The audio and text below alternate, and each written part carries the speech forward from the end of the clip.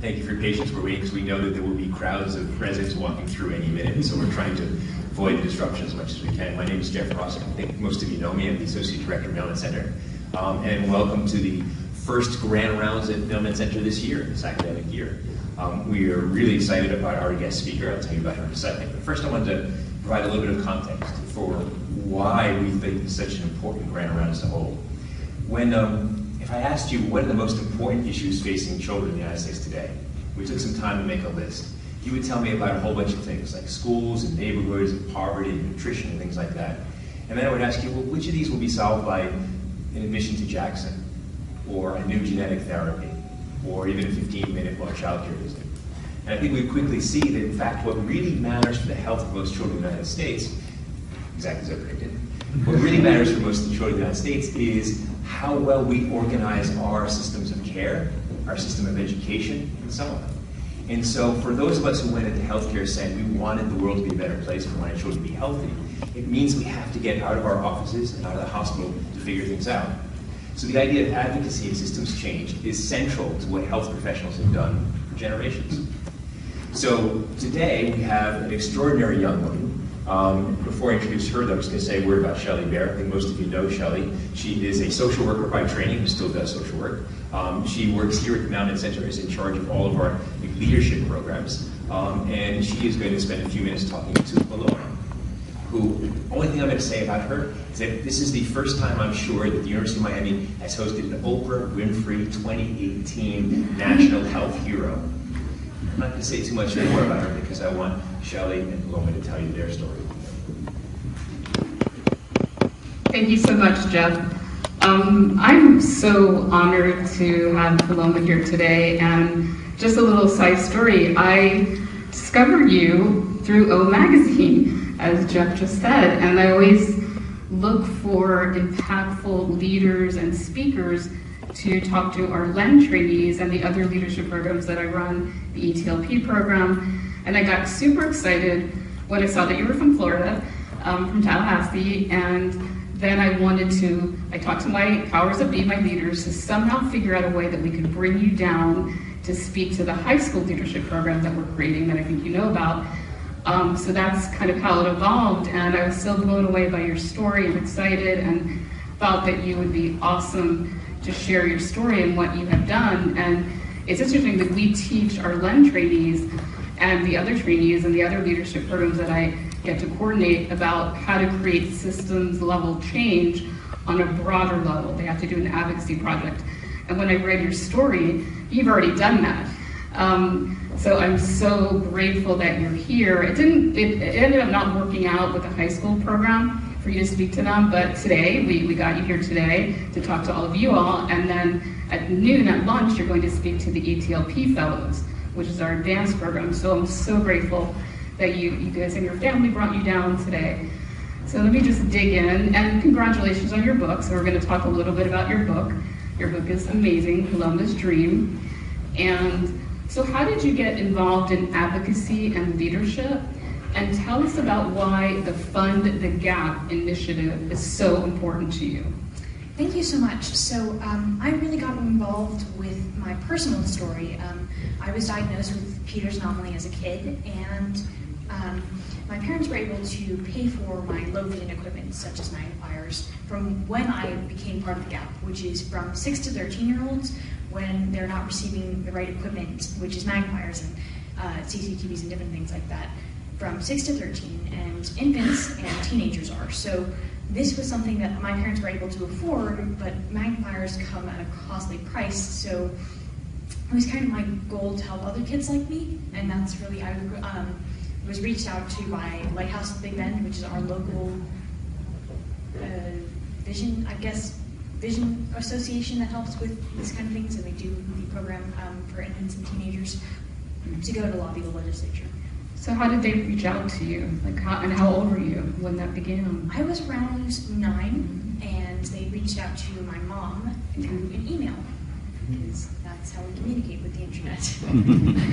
Right, okay, fantastic. So what is, like, the Fund the Gap? Like, what were you lobbying for, and what happened?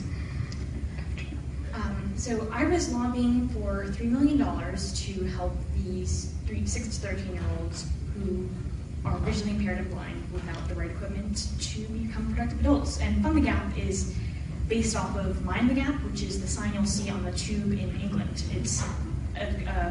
It's a warning kind of to make sure you don't fall into the gap between the train and the platform. So for me, I kind of made it a play on words. And the main objective is to help these other students. And we asked for $3 million, and we received $1,250,000 in funding and $500,000 recurring in the state budget to help. Currently, I think it's 341 students who are receiving this new program. So it's recurring funding. $500,000 is, yes. See, that is fantastic. I mean, you really identified a need and a gap, and it started from your own personal story, where that you fell into that gap, and now you created this amazing legislative structure funding for these kids to get the services that they needed. It's fantastic. Thank you. When community and civic engagement are so needed right now in our country, what advice can you give to student leaders with disabilities or student leaders in general? Be passionate, be bold, keep going, and persevere. That's a lot of different steps to getting there, but it's something that takes a lot of courage, and it's not always going to be, it's hard. It's not always going to be easy, it's hardly easy. It requires a lot of brain power, and that's something that you need to drum up from the inner vaults of your mind. How do you find out what you're passionate about?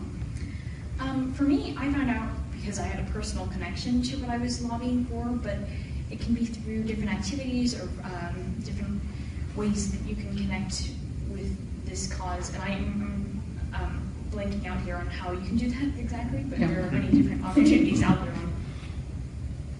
there, everywhere, all the time. It's interesting, like I read in your book too, like the Fund the Gap, you came up with like a really cool slogan. A clap class? Snap, clap, Fund the Gap, I believe, is, yeah. Like a chant, right? Yes. We rallied from the Department of Education to the Capitol in Tallahassee, and that was our chant all the way through. That's great. I love in your book, there's a chapter called Gadget Girl. What are some of the gadgets you use to make your life easier or have used in the past? I use my CCTV, and I like to name my devices. So my CCTV is named Cecile, and my handheld magnifier is Zoom, and then I have another handheld that I named Lucille. And I also like to use standard technology like the iPhone or the iPad for my vision tools. And they are just called iPhone and iPad. No name for them. Did any of your doctors or teachers or other healthcare professionals help you exceed expectations? Definitely. And what did they do exactly? So Dr. Hodak, who is right over there, has she created my iridectomy, which both of them, and she's been able to be the reason I can see anything whatsoever. Dr. McEwen has done my straightening surgeries, and he's been able to monitor me through my small humanhood to where I am right now. And Dr. Alfonso, who helped me with becoming diagnosed with Peter's anomaly, and my vision teacher, who has become more of a friend, but Miss Jennifer, who is someone who helped me from when I was around 2 months old, and now we're more friend-like, but she helped me with social and academic success. That's awesome. Tell us about some of your role models or heroes in your life. I have a lot of heroes and role models all over the place, all over the world, and some of them are Lin-Manuel Miranda, who, if you don't know, he created Hamilton, and I'm a massive Hamilton fan. And he is also, I wouldn't say he's an activist, but he is part of politics and all sorts of different humanitarian activities. And then Malala Yousafzai, and I'm sure you know who she is. And then Haben Girma, who is the first deafblind graduate from Harvard Law School and was the former disabilities activist for the White House. And she also got the first brailled copy of my book. So she's one of my role models because of the way she's changed many people's way of being. Yeah. And didn't you receive a nice note from Mailman recently? Yes. And we went out to dinner last night, and she was able to show us that, and it was so cool. Like thinking about like leadership and qualities of a leader. Like I'm blown away by him and you. Yes, my birthday is September 12th, and he gave me this wonderful handwritten note. And I mean handwritten as in like the sloppy, nice handwriting that I received on this note. And he, it was a really sweet little letter about, we'd sent him a copy as well, so he was reacting to the book and everything. And that was just part of what I felt as a leadership quality of Miranda. When you sent him the book, how did you send it to him? Like, did you write a note too? Like, how did you? Well, in the acknowledgments of the book, we do dedicate did. it to him, and I believe I signed it. I don't remember exactly, that was a little while ago. That's really impressive. How do you prepare for meeting with legislators? And what was it like meeting with our governor and other legislators in the state of Florida, across the state of Florida? It's a scary and thrilling experience, most definitely. It's refreshing for them to have a kid in their office. I was 9 and around 10 when I first started doing this, and they were quite surprised to see that I was so small and short and didn't have a massive briefcase or a suit on. Yeah, I'm not a professional lobbyist yet. Yeah, but it's a really exciting feeling for me to be able to share my story and to get there. Just to be able to be there is an opportunity of a lifetime, and be able to make change is even more powerful for me. And I really didn't know much about what exactly I was going to get out of this experience, besides that I knew that I was missing school and that was really great. But it was awesome to be able to meet with the governor and lieutenant governor and these other legislators, and they opened my world to a political view that I want to continue with, and it was really overall amazing. Very positive. Yes, very positive. Overall, yeah. You push yourself and take risks. We learned yesterday that you're going to try out for rowing, and you do horseback riding, and you've done zip lining and snow skiing, and I don't know how you keep track of your schedule. You're like the super busy girl. How have you found the courage to do some of those activities? I've always felt that I had to prove myself. Over the course of my life, I always felt there's something more to what I'm doing, and I've always had to, when I'm doing things like ziplining and when I'm continuing on, even if people in front of me are dropping out, I am doing that because I know that I'm doing something that is a triumph for me, more than it is a triumph for anyone else who's not visually impaired or who hasn't done the things or had to have the things that I've had. That's a summary of what I'm trying to say. Yeah, and I think in the book you talk about how one of the two boys dropped out from the zip lining and you kept going. Right. It was so scary. That was a scary and exciting experience, being so high up, and the turn look down is super scary while you're like 25 feet up in the air. But two boys in my class were in front of me, and they decided they would drop out and call for their parents because they were scared. So it was cool to be the girl who was keep going. You're very proud of that, and you should be so proud of that. Yeah, that you kind of push beyond your fears. Yes. And I can relate to that too, having a physical disability, like wanting to prove something. And I take risks, so many risks too. I think some in the room know that I did snow skiing and I didn't do zip lining, but I did rappelling. They pulled me up a mountain, and just kind of having that drive and that, pushing beyond your limitations. I think having a disability, or whatever disabilities are, we're put in these boxes and these roles that, like expectation, right? Yeah, labeling and limiting expectations is so common. And I think you are a prime example of moving beyond that and shifting out of those stereotypes. Would you say so? I am going to take that as the greatest compliment I've ever received, but yes. Paloma, no, you are totally my hero. And when I was your age, I got arthritis when I was 3, and I didn't have that confidence. And I think, we talked a little bit about role models, and I didn't have those role models when I was growing up. I'm much older than you. So I think, seeing what you've accomplished and how you push beyond those limitations and expectations is very inspiring for all of us to hear those stories. And thanks. Thank you. One other thing, we talked about bullying last night, and you got me thinking about that too, because I was bullied as a kid, and I stand out because it's visible, my disability.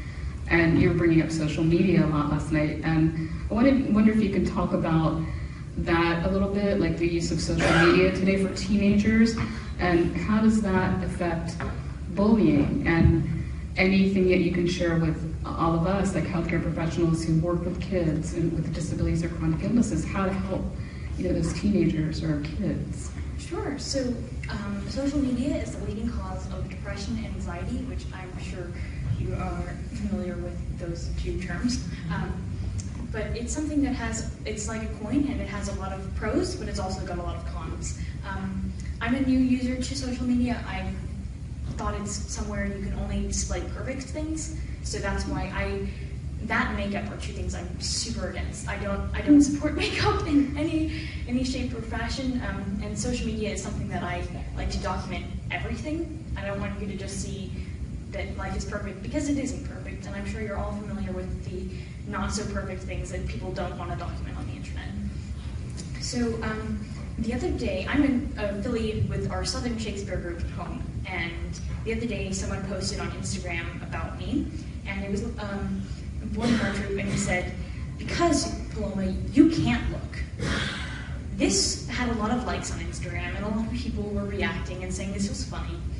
And at the time, it might have been a funny thing to say, but it really is, on the surface, it seems not as harmful as it was, and it was a comment that I was like, this is not what we should be putting on the internet. It's not healthy for me to be receiving, and so many people were liking it, it was disturbing. Like, there were over 25 likes on this thing, and that is something where you're like, well, how can I change this? And I reported it to Instagram, because I'm like that, and I like to make change. And they took it down, and they gave me a really nice response, and my acting troupe, we had to sit down, and we had a lecture, and everybody learned that that's not okay, and there are other things that they had on there that were not okay too. So we really got to talking about how social media is negative, but there's a lot of positive things you can do with social media, and I've been able to find another, she's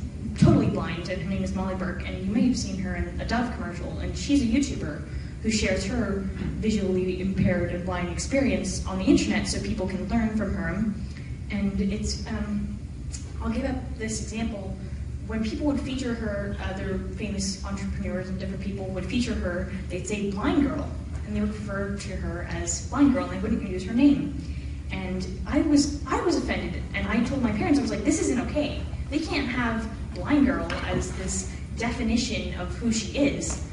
And she talked about that, and she was like, well, they're not going to get views if they say my name. They're not going to get people's reaction, and nobody's going to notice if they just have Molly Burke who does my hair. It's things like that, where she was like, it's a tactic for people to react. And I thought that was super interesting and eye-opening, I guess you could say, for me, about how social media has its many different impacts. And it's a really great resource, but it's also something that can be used in a negative point. So she wouldn't get looks or followers if it was her name versus her identity, like blind girl. Yeah, that was sad for me to react. And then she was like, I appreciate you guys defending me, but otherwise they wouldn't know I exist if they didn't have the blind girl as the title of the video. And that's like you're saying, the positive and the negative of social media. Like it's positive in a way because it broadens awareness. Definitely. But it can be negative as well. Any advice about like for healthcare professionals, how to work with kids who are being bullied? Well, lessons learned. Bullying is something that's become more popular, I guess. It shouldn't be popular, but it's become more trendy, I guess, because now with the internet and with social media, you don't see the person, and that because they're on a screen and they feel they can do a lot more. They've got more liberties and freedom to say stuff on the internet, and I think it's nice to have a support group. If you have like being there for people in general is great, and social media should be a place where we can collaborate with different people and make ideas known, and we can also understand that there are negatives of it. And being a person with a disability or without a disability, it can happen to anyone. Anyone can be bullied. It's something that we need to accept is going to happen, but work towards changing it. It's interesting, like in my experience, I spoke to kids who have juvenile rheumatoid arthritis, and in this day and age of Facebook and posting like your images and your photos. With Facebook, with arthritis, you take medication, and sometimes it causes inflammation, like the moon phase. You take steroids, and she was in a group with all her friends, and they posted about her, and it did when they, what is it when you like the other person's photo? It didn't show up because she looked so different, her image, because of the moon phase. So she was humiliated, this young girl that I met. And I don't know, that struck me as so hard. Like, I didn't have to go through that when I was a kid growing up with arthritis. And now, because of the use of social media, it's changed. It really has changed a lot. And I was alive when the iPhone came out. Yes. I lived 2 years without it. And I don't remember those 2 years, but I know that I lived without it. So a lot of things have changed in the 8-year period since, or 11-year period since it has come out, and a lot of social media came out beforehand, and it's been something that's always changing and evolving. What is the goal? This is a chapter in your book, which I love, the Girl Scout law. What is that? The actual law, because I'm nifty like that. Cool. Is, I guess by cool that I can do the whole 3 fingers, because I'm a Girl Scout, right? I will do my best to be honest and fair, friendly and helpful, considerate and caring, courageous and strong, and responsible for what I say and do, and respect myself and others. Angles. Respect authority, use resources wisely, and make the world a better place, and be a sister to every girl. Girl Scout, but girls most part. So it's a law that has a lot of the core values of being a Girl Scout, and I've just listed like all of them because it does put them in a list format. But it's a way to strengthen the knit connection between Girl Scouts and girls, and how everyone comes together when reading this and when saying the promise and different things like that. And it's a way where Girl Scouts opens it to everybody to interpret the law in their own different way, and I've interpreted in a way where it's about acceptance and about many things like being able to accept and acknowledge yourself and respect yourself. That's something I have to go back and think about. If I want, I'm sometimes negative about myself because I've grown with people being negative to me, so students and peers, and I've had to grow like this shell to be courageous and strong, and that's something this law talks about, and it's a way for people to interpret the main core values that they should have and Girl Scouts have, and I think it's more of a symbolic thing than it is like the saying it every time and having to memorize. What is the thing that you noticed about getting those little badges that you advocated to change on the sash, that little badge that you get at Girl Scouts? So we created the Vision Awareness Patch, which is the first in the country, and they have a hearing awareness patch, but they didn't have a vision awareness patch. So my mom and I created this vision patch where you can do different steps to earn the patch, and girls can get educated about vision impairment and blindness, and there are different things like you learn about the eye conditions, and then you do at the end a snack version of an activity we have at home called Dying in the Dark. I don't know if you have that here. We do. But they do that with blindfolds and different things they have to open and try and do without sight. So it's kind of a activity for them to build empathy and also get a better understanding of vision awareness and blindness, all this vision impairment and blindness. So it's not a difficult badge to earn as long as you keep an open mind and you are focused on what you're learning. But yeah. And that's now international. Yes, we took it to Switzerland last summer. See, I'm so impressed with that because you noticed a gap there, and there was a hearing impaired want a badge, but there wasn't one for vision impaired, and you added that. And last night I was asking if there's one for physical disabilities, and you don't think there is, so that's your next advocacy project. To advocate for Girl Scouts. When you're not advocating or lobbying, your favorite way to get out of going to school, what do you do for fun? I have many different hobbies. I love to write, and besides book, I write short stories, and I'm caught up with different characters that I'll create in my mind, and they'll have a home in my sketchbook, or I don't draw. I can't draw. I do photography, because drawing is not my thing. So I like to write, and I like to do photography, and I mentioned a little earlier that I'm an actor, and I do our Southern Shakespeare, and then I do my school's acting troupe, not guild. We're not that professional. So I'm involved in, I'm going to be doing crew, and that's going to be exciting. I'm going to get to have done 2 sports at my term, and horseback riding is challenging, and I haven't done it in a really long time.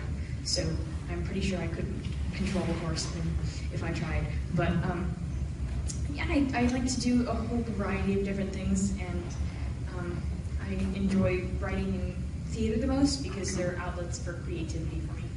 Thank you. And I love this quote in your book. You say, I had to remember that these awards were not just about me, but all the people like me that I could help by being an advocate. Like, I think that's like an essence of leadership qualities. Do you want to share a little bit more about that? Sure, yeah. Well, I've been ever so fortunate to be able to receive awards like the Prudential National and State Honoree Awards, and Hasbro and Oprah Magazine have been amazing opportunities of a lifetime. And being able to receive these awards, I'm getting the medal placed on my head. Not my head, that'd be really difficult. On my neck, but it's really the core of this medal is going to all the people who are being affected of my work, and it's for the people I'm helping. It's not for me exactly, and that's something I have to. Sometimes I get caught up in like popularity and being able to be. Sometimes I'll be called famous, and I don't like to be called famous. I wouldn't say I'm a famous person. And that's a good thing because it can be really negative, and people don't like when you're famous when you're in middle school. But for me, I've been able to change so many children's lives and impacted adults as well. So it's when I receive awards, it's something that's amazing for me, and I hope it influences people who have been changed in a different. So what are you going to do next? And just so you know, Jairo and I are already planning your run for president. Yes, well, I want to keep writing and creating in all different forms, but I want to go to McGill University right now. Yeah, sorry, University of Miami. I do like your campus and everything, it's great. But McGill is awesome as well, and Canada is awesome. Everybody loves Canada. I hope everybody loves Canada. And I want to go to college, and I want to, I probably will keep lobbying. I hope I can become a lawyer because my parents are lawyers, and it's always a nice influence. Okay, so possibilities are limitless. I just want to read the end of the afterword, because I love this.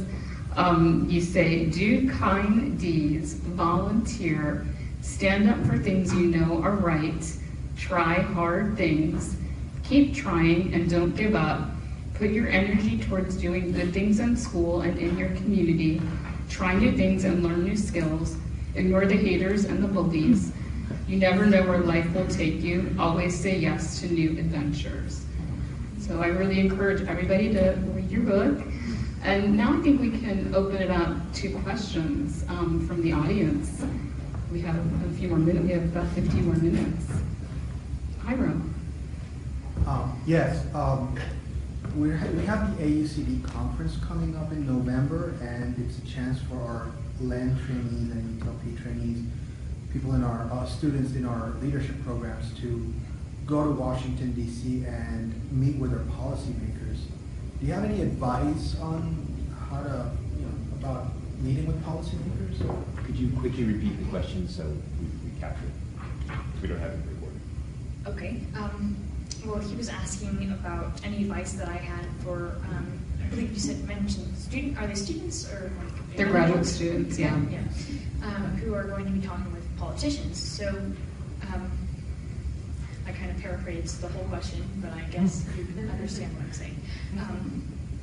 But my advice is be passionate. It's super. I was super scared when I went up to Washington for the first time, but then again, I was like 11 and I had no idea about the House and the Senate and all that jazz. That's super exciting and always changing. So it's a exciting experience, and they always like to see passion, and if you really can tell a story, and if it's your story, that's even better. They're looking for the ways that you can connect with your cause, and that's your main focus. And if you are able to connect passionately, you can be bold and be able to give a lot of examples and be able to keep going if they don't understand something, or being able to go and be more thorough and discuss. I like that, putting like your story a face to the issue, or not just all the data and the facts and the numbers. I think that's so important, like telling your story, right? Yes, definitely. Anybody else, or any other questions or comments? Christina. Yeah, I was just wondering about if you could share maybe one or two moments where you really had to go down deep and find that courage for yourself to take the next step in what you were creating. So she's asking if I can list a few moments where I had to drum up courage and be courageous. That's basically what I said. But yes, I love to do theater, and I love to act, and I get nervous all the time because my thing about proving myself has always been that I can't fail, and that's unrealistic. Everyone needs to fail, and that sounds really awful, but yeah, it's necessary that you fail once so you can learn and you can keep going. And for me, I was doing a show about 2 years ago, and I was with a lot of people who I thought were my friends, and we'd had a few mix-ups in the past, and before I was doing the script, and the script wasn't able to be put into bold or big font because it would mess up the formatting, as many things do when they become large print. And I was reading it relatively close to my face, because that's the angle that was easiest for me to read. And a girl came by, and she was like, "Poor girl. Anyone who's normal could read it from a distance farther away."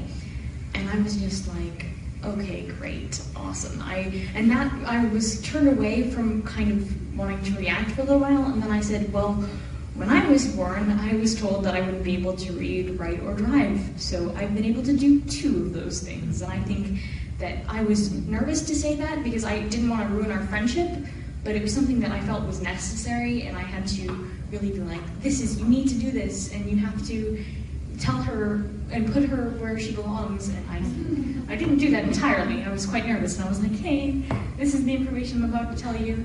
Yay. But a lot of times I'll say I'm blind, and I'm legally blind, and that's true. And I've gotten different comments like, well, isn't everybody with glasses legally blind? Or how many fingers am I holding up is most common, and please don't do that. It hurts my feelings, and it hurts anybody else and sometimes it'll be where I'm just like, why do you keep asking me this question? I know there are only 10 fingers I can choose from. I mean, come up with something original.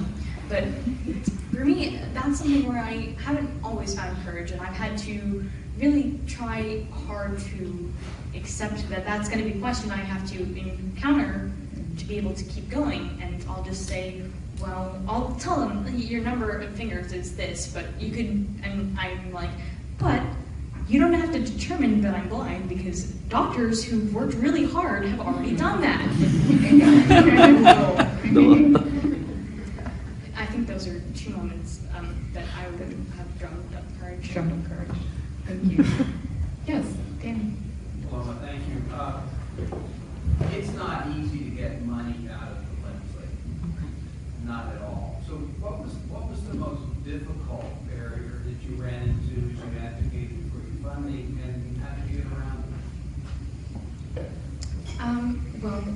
was asking what the most difficult barrier I faced when I was lobbying was, and I think there was the fact that I was so young and I felt I wasn't going to be taken seriously was something that I was dealing with, and then the legislatures were really accepting of my story, and that was, I guess, because a lot of them kept thinking I was like their grandchild because I was small and they could let me sit on their lap and stuff, and I think that the fact that I was unsure of myself and I didn't know the outcome, and I like to be assured that it's going to have X outcome, and I like to know that the results are going to be whatever way they are, and I like to be positive and know that it's going to happen in this way. And I was really unsure anything was going to happen at all, and it's been skyrocketed, and the efforts that we've made have made an impact a lot, and they've impacted a lot of people. But I'd say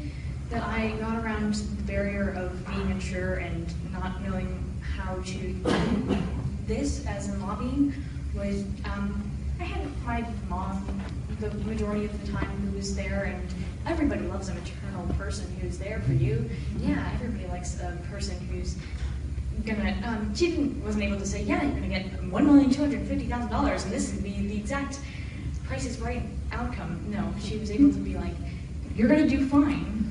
And I had people who supported me. And that was something that I think made me feel more comfortable to keep going.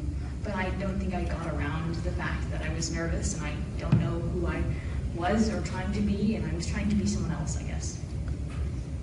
But it worked, whatever you were doing and still doing.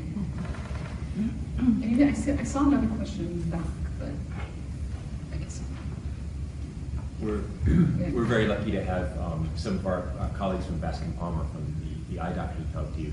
Can you tell us a little bit about your interactions with the doctors and the nurses over the years, and anything you want us to remember as physicians and psychologists?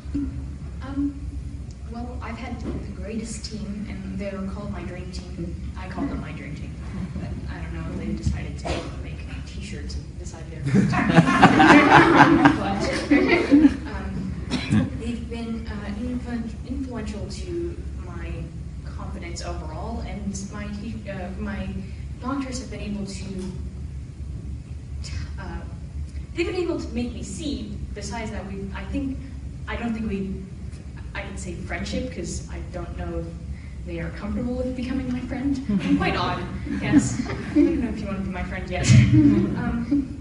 But we've been able to form a relationship where it's been something that is different from a doctor and patient relationship. It's more of a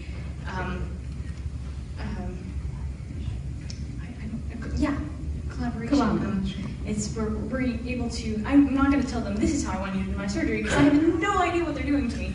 But yeah, it's been able to change my perspective of how the world is viewed, and that's just because I can see it all. But yeah, they've been great, and I don't think I have any takeaways to tell you because you all are very educated and you know a whole bunch more than I do. So that's as much as I can answer to your question. Sorry. I was thinking about like advocating for yourself. Like when you were, I know you need accommodations in school. How does that work? Like, do you advocate? When did you begin your comfort level with advocating for yourself? Your accommodation. I don't think I'm comfortable with asking for things yet. I'm in the introduction to physical science class in my school, and we are doing a lot of labs with graduated cylinders, and for me, that's extremely difficult because there are clear little hash marks and numbers on a clear graduated cylinder, and that's been a problem with me. And I've seen and I've Googled and I've researched ways to do that, and my science teacher was really not open to the ideas that I had, and she was like, well, I need you to come up with ideas, and I was like, I have a whole sheet of ideas and I'm trying to get them through your brain and you're not accepting them. And so for me, it's been something I'm just like, here's a problem, can we come up with a solution together? And I'm a Latin student. Wow, I'm such a nerd. My teachers have been able to make my tests in size 18 font, and I've had to ask, and my parents will send out a beginning of school letter to all of my teachers to make sure that they can know what's going on, and just like a heads up, everything that my accommodations, and when I had my CCTV in the classroom, they would know all the different knickknacks that would have to go into that. But it's been a parent and child relationship to the teachers that are not always receptive. It's a process. Always a process. Yes, process. Anybody else? Yeah, Oh, I have a question. Hi, Paloma, Daddy, Elizabeth. I have a question. I really believe that change happens at an early age, big change. If we really want to change the way people see things, I think it should start at an early age. So are you doing any work with elementaries, middle schools, high schools? Have you done any presentations? Is that something in the plans? Yeah, definitely. It is something that her question is that if I'm going to influence smaller children in elementary or not, high school students aren't small children, Yeah. but I'm going to influence kids and young adults. And definitely, it's always, I think that's really true, and I think that I like to share my story with my fellow students and my fellow friends just so I can tell them, and then they'll tell other people, and they'll be like, that's super cool, I'm going to share this to this social media outlet, and then a lot of people other than my close circle of friends will find out, and then we'll have this chain of people reacting. And the Girl Scout patch has been a way we've been able to get younger cadets, younger juniors and different levels of Girl Scouts involved with vision awareness and my funding out. And so I think through ways like that we've been able to influence. I haven't done high school work as much as I have done lower elementary and middle school, but yes, so far that's part of what we're doing. Thank you. Anybody else? Yes, Elizabeth. Paloma had two stories she wanted to tell, some funny stories about what happened when she went to the Florida Capitol and DC. I think those are kind of lighthearted stories that the audience might appreciate. Yes, so these two stories are great. So one of my first trips to the Florida Capitol, I was featured in our local magazine, Tallahassee Family Magazine, and I was on the cover of this magazine, and I thought it would be nice to deliver it to the legislators I was talking with. And so one of the colleagues that we were working with while I was lobbying dropped off this quite disheveled Amazon box with no name and a bunch of scotch tape to make it look presentable. It still wasn't, I promise you. And she just left it on the 4th floor of the Capitol. Well, moments later, when the Capitol Police are calling my dad, we're running to make sure that they thought it was a bomb. No, magazines aren't as explosive as we didn't put any explosives in our magazine box, but it ended up being resolved, and it was a hectic but exciting ride for them, and it was even more exciting for me because I didn't think that we'd be dealing with police dogs and Capitol Police on one of my first trips to the Capitol. My second story is when I was in DC back in June of 2016. I was with my mom, and we were in the House of Representatives the old chamber in the Capitol, and there happened to be an active shooter near the Capitol. So we decided we were going to crash one of the greatest parties yet. Yes, we crashed a party that happened to happen hosted in a floor that we were told to go and find. What is the word I'm looking for? Find a space. Yeah, a safe space. Sorry, I don't English well. And so we ended up crashing with great shrimp cocktails and great friends and people that would meet at this party due to this active shooter. So yes, the craziest story will happen. Terrifying. Terrifying, but exciting. Anybody else? Thank you so much for sharing your story, Paloma. I was struck by your title where you talk about surviving middle school. I have 4 children, and I can remember all 4 of them having such a hard time in middle school, and how mean kids can be if you're different, if your hair is too long, if your hair is too short, if you're thin, if you're too thin or too fat, if you're black, if you're white, if you're different in any way, kids can be mean. What advice, or are there any stories that you share in your book on how to survive middle school? I'm an 8th grader, and I haven't graduated from middle school, so I'm still surviving it.